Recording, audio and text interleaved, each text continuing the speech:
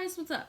So I was scrolling on Twitter this morning and I came across this article and I'm going to read parts of it for you guys, but I just want to preface this by saying that I grew up super liberal. I've, for the most part, always been super far left-leaning, I didn't vote for Hillary and I didn't vote for Trump either. I chose to not vote for either of them, but for the most part, I have been super liberal, and I've been very democratic, and yes, and like when I was a teenager and stuff, I was like a full-blown social justice warrior, so I just want to preface this by saying that so that you guys can understand where I'm coming from with this topic, okay? Yeah, and you might know that if you've followed me for that long, but if this is the first video that you're seeing from me, then you probably didn't know that, and I just wanted to say that because, yeah, like, I fully recognize my privilege in life. Like, I'm white, and I have a decent amount of financial stability within my family, so I'm aware that I have some privilege here. And I still think privileged people can talk about shit. And, yeah, so before you get really triggered and click off this video or leave a hate comment, just try to listen. Try to just suspend your anger for a little bit and just try to have an open mind, okay? That's all I'm asking, is just to have an open mind and be open to the possibility that this has some validity to it, okay? So I'm going to read you some parts of this article, and the title of the article is, "Liberals, You're Not as Smart as You Think." I know. That might be hard to hear for some of you. I'm sorry. It was hard for me to understand at first too, but we'll get there. So, yeah, I'm going to read this, and just listen. And I'm going to read a few sections of this. I'm not going to read the whole thing, but I will link it below. I'll link it in the pinned comment below so that you can see it and read the whole thing for yourself if you want. But here we go. "I know many liberals, and two of them are my best... Bleh, I fucked up already. I know many liberals, and two of them really are my best friends. Liberals make good movies, television shows. Their idealism has been an inspiration for me and many others. Many liberals are very smart, but they are not as smart or persuasive as they think. And a backlash against liberals, a backlash that most liberals don't seem to realize they're causing, is going to get President Trump reelected." I know that's a really hard pill to swallow, so let me just read some more of this, okay? Like... just take a deep breath. It's okay. Okay. "People often vote against things instead of voting for them, against ideas, candidates, and parties. Democrats, like Republicans, appreciate this whenever they portray their opponents as negatively as possible. But members of political tribes seem to have trouble recognizing that they, too, can push people away and energize them to vote for the other side. Nowhere is this more on display today than in liberal control of commanding heights of American culture. Take the past few weeks. At the White House Correspondents' Association dinner in Washington, the comedian Michelle Wolf landed some punchlines that were funny and some that weren't, but people reacted less to her talent and more to the liberal politics that she personified. For every viewer who loved her Trump bashing, there seemed to be at least one other put off by the one-sidedness of her routine. Then, when Kanye West publicly...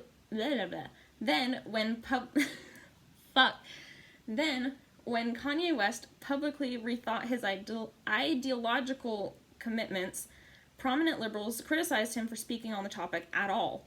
Maxine Waters, a Democratic congresswoman from California, remarked that sometimes Kanye West... Oh shit, I clicked on an ad. Remarked that sometimes Kanye West talks out of turn and should maybe not have so much to say.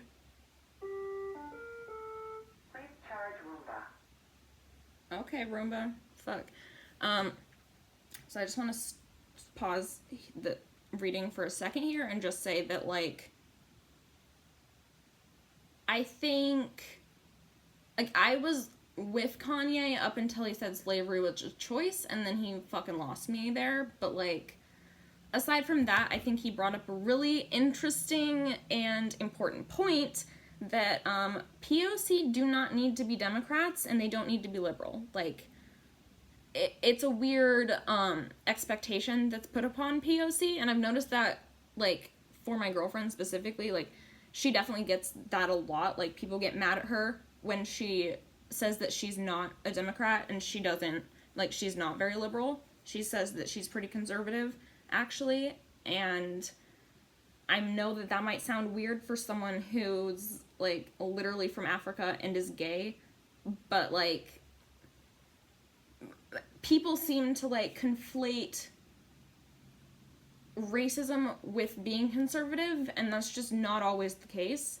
And it's really sad to see people, like, always making these blanket statements about everything when it's just not always like that, you know? And, like, the ironic thing is, like, social justice warriors, I feel like, are always trying to fight against stereotypes and try to, at least that's what my intention was when I was a social justice warrior, is I just wanted people to be nicer to each other, and I wanted to break down stereotypes and let people know that they don't have to conform to what society says they have to be. And it's so ironic because now the social justice warriors that I see, that's all they do is push people into stereotypes. And it's just really sad and, like, dehumanizing in a way. Like, it's the same thing that you're fighting against, you're doing, and it makes no sense to me. But let me keep reading. Let me find another part that I wanted to read. Liberals dominate the entertainment industry, many of them most influential news sources in America's universities. This means that people with progressive leanings are everywhere in the public eye, and are also on the college campuses attended by many people's children or grandkids. These come with a lot of power to express values, confer credibility and celebrity, and start national conversations that others can't really ignore. But this makes liberals feel more powerful than they are, or more accurately, this kind of power is double-edged. Liberals often don't realize how provocative or inflammatory they can be. In exercising their power, they regularly, not openly, persuade and attract, but also annoy and repel. In fact, liberals may be more effective at causing resentment than in getting people to come to their way. I'm not talking about the possibility that jokes at the 2011 Correspondents Association dinner may have pushed Mr. Trump to run for president to begin with. I mean that the army of comedy that Michael Moore thought would bring Mr. Trump down will instead be what builds him up in the minds of millions of voters. Okay, let's talk about that part really fast. So, I personally, like I said, always been super liberal. I was a social justice warrior, and now I am so not. Like, holy shit.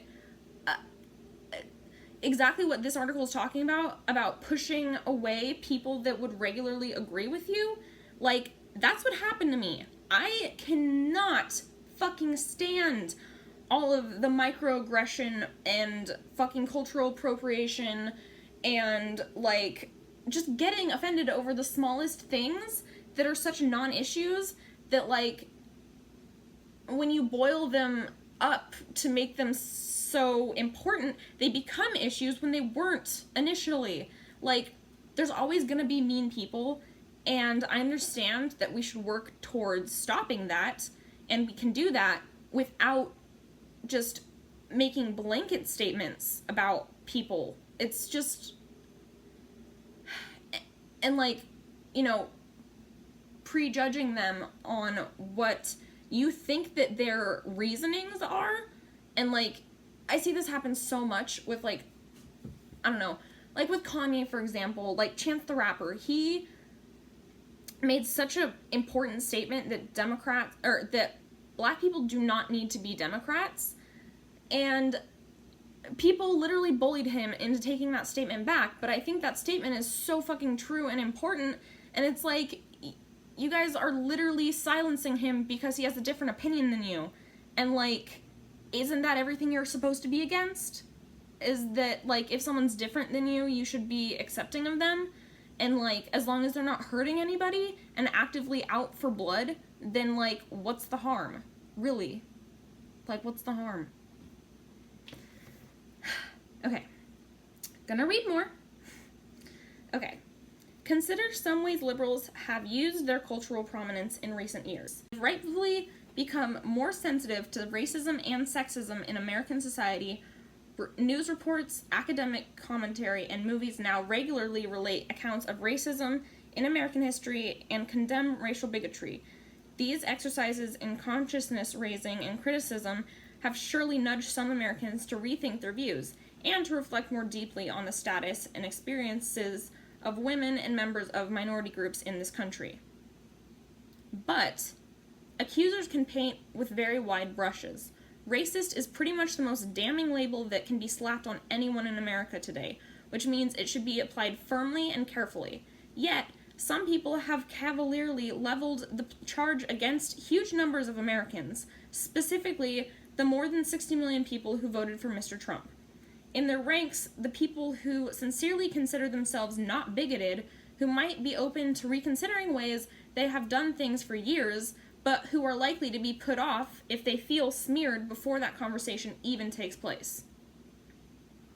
It doesn't help that our cultural mores are changing rapidly, and we rarely stop to consider this. Some liberals have gotten far out ahead of their fellow Americans, but are nonetheless quick to criticize those who haven't caught up with them.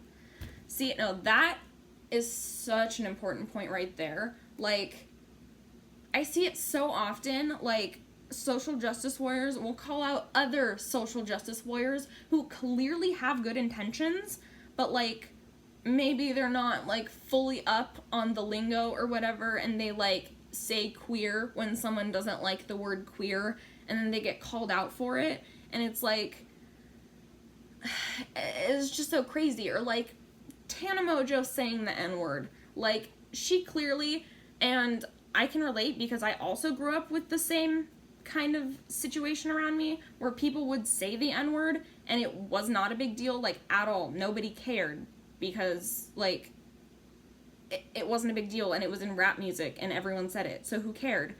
Not that I personally ever would use that word because it just feels weird to me, but I also don't really have too much of an issue with people that are using it.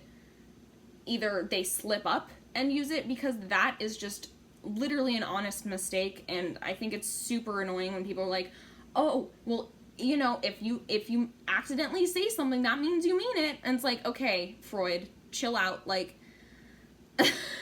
God.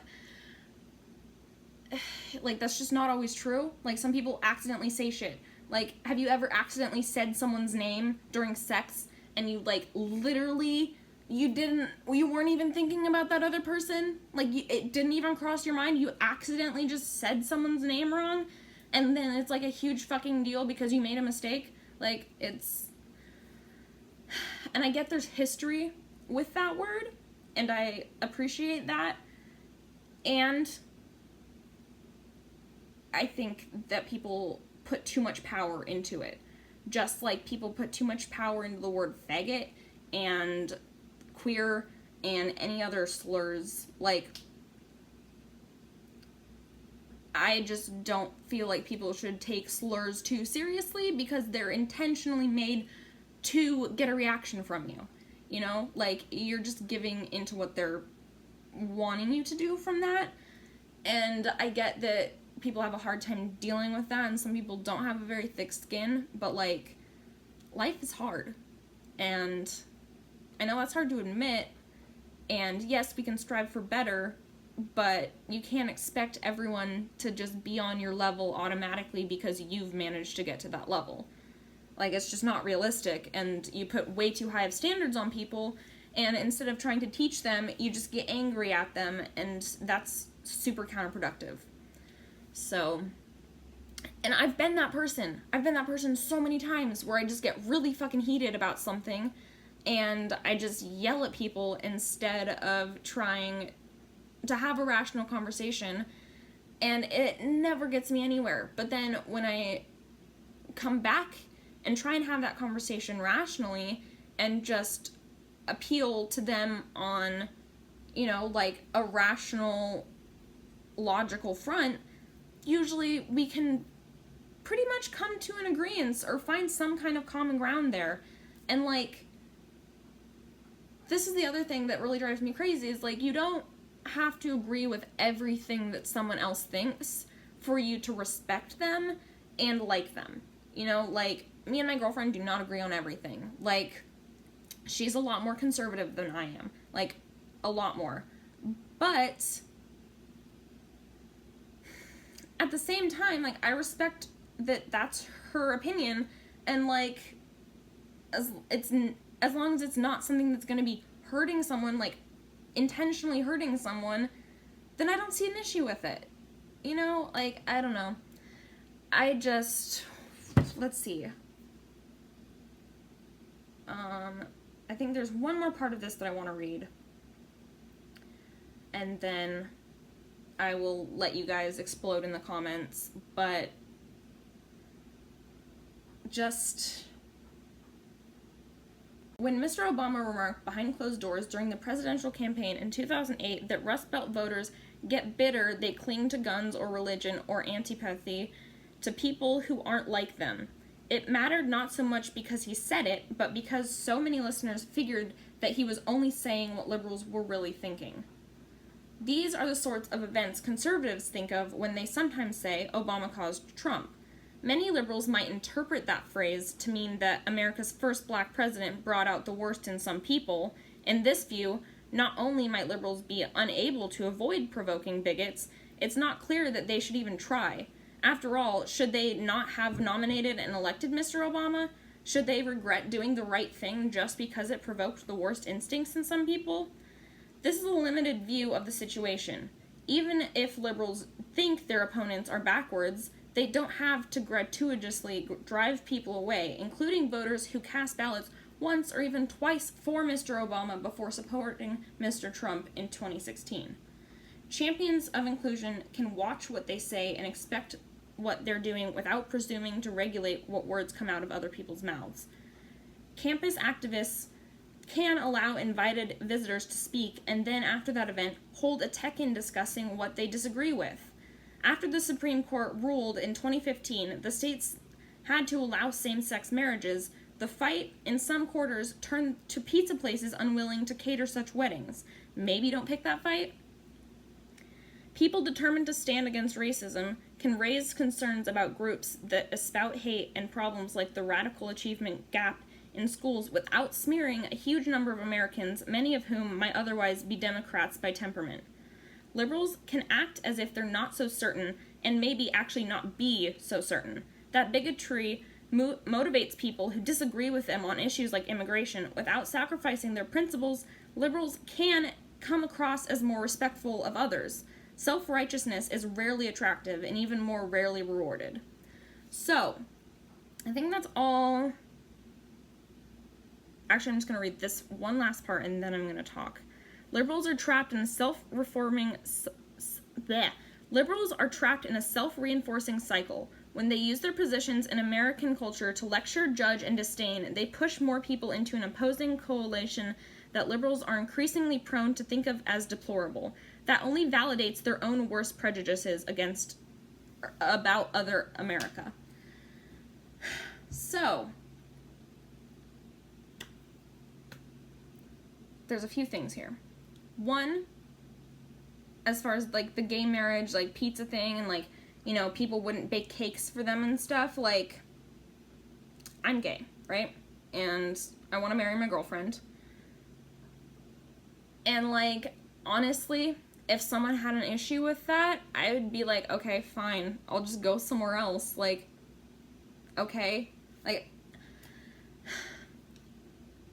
I understand that we want to punish people that hurt us, and at the same time, we don't always have that right to punish people that hurt us, and sometimes it's okay to be hurt emotionally, as long as you're not being hurt physically. Like, sometimes it's okay.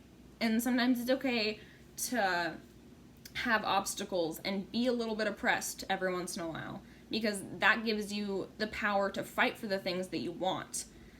And like, you know, obviously gay marriage should be legal, and obviously, like, ideally people would, you know, not care, but there are people that do care, and we have to acknowledge that and also respect that they have that right to care about it.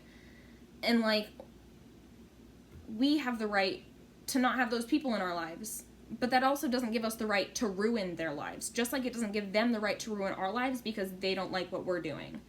Do you see where the hypocrisy comes in here? Like there's so many people that were so quick to jump on the Me Too train, but when stuff started coming out about girls being the predators, a lot of people were like, oh, well, that's not possible because she's oppressed, so she can't be the oppressor. But, like, that's not how it works. That's not how it works. You know? And, like, I firmly believe that the most real struggle in our country is the struggle of classes. I think that without a doubt, a super wealthy person of color has way more privilege than a homeless white person. And I'm sorry if you don't like that, but like, money gives you power, regardless of your race or background. People respect money, and that's just how it is. And like, yeah, there's still a lot of issues when it comes to race and gender and sexuality in our country, but we've come a long way, and we need to acknowledge that.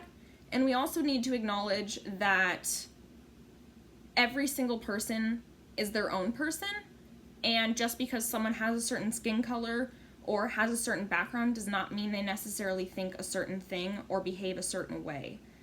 And again, it's just silly that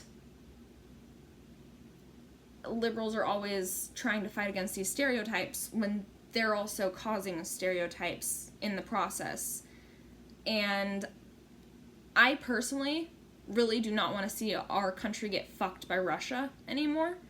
So if we could try to put aside some of our differences for the better of our country, to elect someone who actually knows what they're doing, whether or not they agree on every single little detail that you think, the most important thing is to get someone who's not corrupt and who has, at the end of the day, our best interest at heart as a country.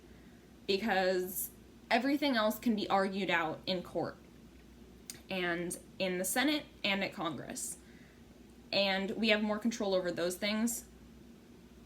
But we don't if we let someone like Trump, who's corrupt, get into that much power and then create a whole system of government that has that same mindset of being so easily swayed by money that they'll sell out their whole country, regardless of your political affiliations. Like, corrupt people will sell you out, whether or not you agree with them or whether or not you support them. So, and that's the same issue that I had with Hillary, which is why I did not vote for her, because I feel she is just as corrupt as Trump is, and you can disagree with that if you want or whatever, and I can make a whole other separate video about that if you guys want, but the polarization of the left and how alienating it's become, especially in the last 5 years, that's why Trump won. It is. It really is. And it's because people like me who would otherwise have voted for the Democratic nominee if it hadn't been Hillary, like, it turned us away. It turned us away because nobody would listen to the fact that Hillary is not what most Democrats wanted, okay? She's not. She's corrupt. She panders. She's transparent as fuck. Her and Bill Clinton, well, sure, he made some money for the country. I personally don't think they were super great overall, and I think their corruption runs way deeper than they're letting on. And you can see how good she is at manipulating people, which is why I think some people did want to vote for her, and I understand that. She's a great politician, and at the same time, she's not who I want running my country. I wanted someone like Bernie, who genuinely had the country's best interest at heart, and cared about the individual person. I wanted someone like him running the country, and honestly, ever since then, I have not really been able to call myself a Democrat. I haven't felt really true to myself saying that I'm super liberal, like, because I can't stand this mindset anymore of the oppression Olympics, of like everything is problematic. It's just not. It's just not. Some stuff is just not that deep. It's just not that fucking deep. And like, I'm the same type of way. I like to read into stuff, and I like to look at the cause and action behind why something may or may not have happened. But the thing you have to realize is you can never know someone's intentions. So at a certain point, you do have to take people at face value. And, well, you don't have to take politicians at face value. You do have to take the individual person at face value. And if you don't like them, that's your right to not like them, you know? But again, it's not, just because you don't like someone does not mean you get to ruin their life. Which is the same thing you would say to people that are homophobic or racist or sexist. Like, people that genuinely think those things, that genuinely think that white people are better than black people, that genuinely think that men are better than women, that genuinely think straight people are better than gay people. Like, those people are such a small number of people, and I think the left right now is trying to make it seem like a way bigger number of people than really are. Like, it drives me crazy because it just fucking dulls every point you try to make afterwards. Because, you know, if you come in, like, let's say you're fighting with your sister or something, and you want to get her to agree with you so that your mom will do something, you know? But, you know, she was being kind of a bitch earlier, and you, from your point of view, you were totally in the right. You did nothing wrong in that situation, but you need her to agree with you for the bigger goal. So, what are you gonna do? Are you gonna go in there and start screaming at her that she was a fucking cunt and she should just agree with you and do what you say because that's the right thing to do? Do you think that's really gonna accomplish anything? No, it's not. But if you go in there and be like, hey, so I know that we were fighting earlier, and let's just put that aside for right now because, you know, mom is doing this thing and we want to change her mind. So let's just work on that together because we both agree that that's something we want. So instead of getting caught up on all the stuff that we disagree about, let's start focusing on the stuff that we agree about and try and fix those problems because those are the easy problems to fix right now, you know? I just, you know, you can't read into every single thing that someone says or does, and you can't assume what they're thinking. You just can't. You just can't. But, okay, I know this has gotten very long, so I will end it there. Please let me know what you think. Yeah. I mean, like, feel free to be a fucking cunt in the comments if you are really fucking heated about it and you're really mad at me for saying all this stuff. Go for it. And realize that you're proving my point. So, okay. Bye, guys. I'll see you in the next video. Also, my eye's slightly less swollen. It's still a little bit swollen. I don't know if you can tell, but it's getting better. So I will be back to filming videos shortly. But, yeah.